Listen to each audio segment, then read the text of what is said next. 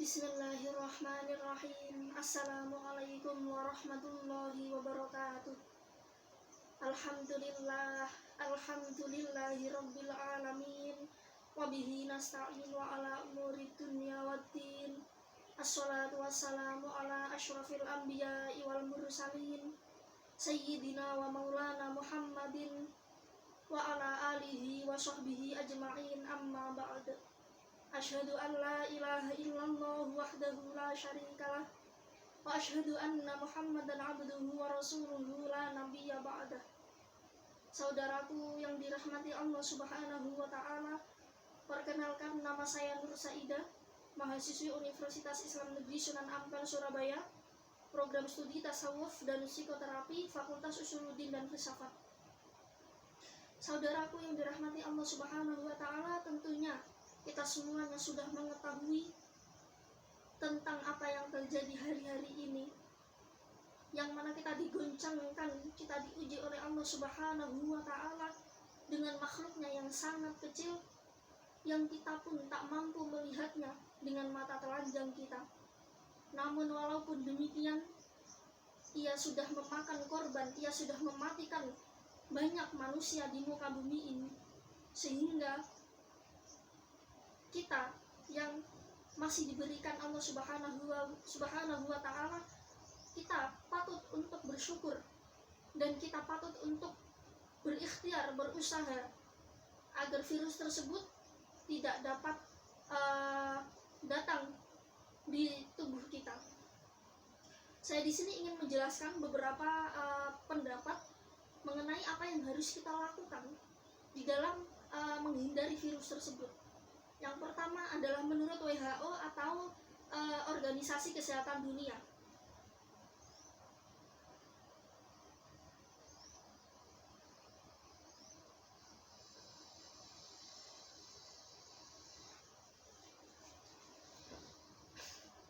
Saudaraku yang dirahmati oleh Allah, WHO ini menghimbau kepada kita agar kita melakukan yang pertama, memastikan secara berkala bahwa tangan tetap bersih.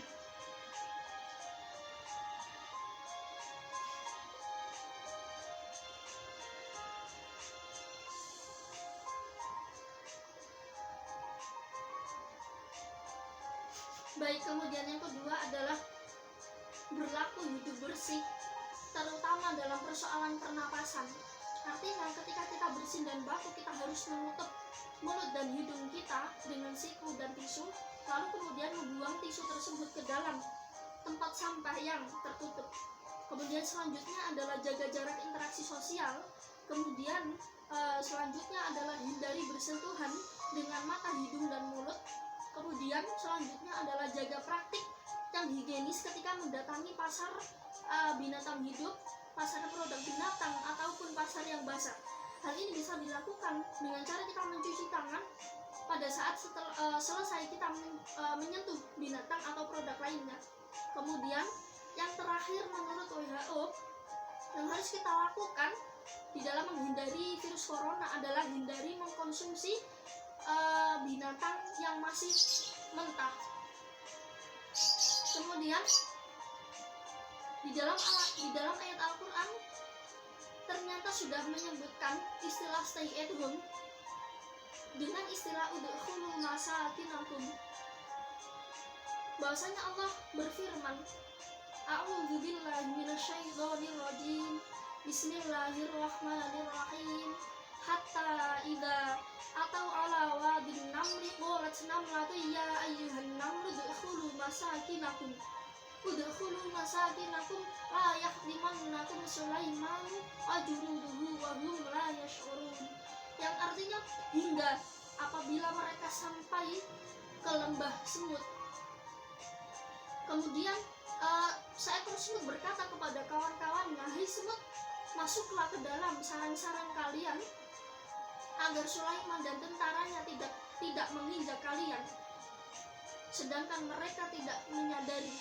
Di sini kita ambil kesimpulan bahwasanya ketika ada bahaya yang berada di luar rumah seperti yang ada saat ini adalah virus corona, maka Allah memerintahkan kita untuk udkhulu masakinakum, untuk masuk ke dalam rumah kita, untuk menghindari bahaya yang ada di luar rumah kita.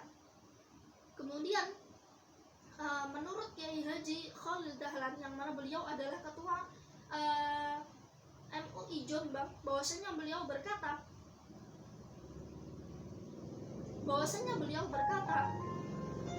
Rasulullah pernah bersabda, hendaklah kalian yang berada di dalam kampung yang terkena musibah, yang terkena wabah, maka janganlah keluar, dan yang berada di luar kampung tersebut maka janganlah masuk. Kemudian Rasulullah ditanya, ya Rasul, lalu bagaimana orang yang berada di dalam kampung tersebut? Rasulullah menjawab, semuanya sudah ada catatannya, yang kena ya kena, yang gak kena yang gak kena. Seperti itu kata Rasulullah. Lalu namun bagaimana cara menghadapi kita, cara menghindari kita? Kata Rasulullah, yang pertama kita memperbanyak wudhu. Kenapa? Karena dengan wudhu badan kita menjadi bersih. Nah, pada saat kita bersih, maka otomatis virus tersebut tidak mau masuk ke dalam diri kita. Seperti itu, saudaraku.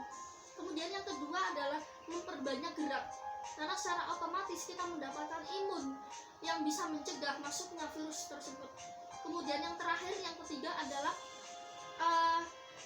dengan sabar, kata Rasulullah. Kenapa? Karena sabar itu bisa menyelesaikan masalah, kata Rasulullah. Kemudian ada beberapa ulama Indonesia juga yang menghimbau kita di dalam mencegah virus tersebut. Yang pertama adalah menurut PBNU, kita dihimbau untuk membaca sholawat bil qulub dan di khamsatun. Kemudian ada juga dari Kiai Haji Abdul Ghafur, pengasuh pondok pesantren Sunan Derajat Paciran Lamongan. Beliau menghimbau bahwasanya kita membaca ayat kursi. Kemudian menurut almarhum Kiai Haji Wahab Hasbullah, pengasuh pondok pesantren Bahrul Ulum Tamak Jombang, bahwasanya beliau menghimbau kepada kita pada saat ada musibah maka hendaklah kita membaca sholawat burdah. Kemudian yang terakhir ada dari Kiai Haji Jamaluddin Ahmad, pengasuh pondok pesantren Tabak Beras Jombang juga, yang mana beliau menghimbau kepada kita dalam menghadapi pandemi corona ini dengan membaca Bismillahirrahmanirrahim, la yadurru ma'asmihi syai'un fil ardi wala fis sama'i wa huwas sami'ul alim. Cukup sekian dari saya, kurang lebihnya mohon maaf. Segala kekurangan berasal dari saya dan segala kelebihan berasal dari Allah Subhanahu wa Ta'ala semata. Semoga apa yang saya sampaikan menjadi wawasan yang bermanfaat untuk kehidupan kita sehari-hari, khususnya di dalam maraknya virus corona ini. Semoga kita menjadi manusia yang lebih baik, yang selalu sehat, yang selalu diberikan Allah Subhanahu wa Ta'ala rahmatnya, sehingga kita mampu hidup dalam kedamaian, kesehatan, dan kepanjang umuran. Semoga kita menjadi bangsa Indonesia yang bersatu melawan virus corona ini. Demikian, wabillahi taufiq wal hidayah, waridho wal inayah. Assalamualaikum warahmatullahi wabarakatuh.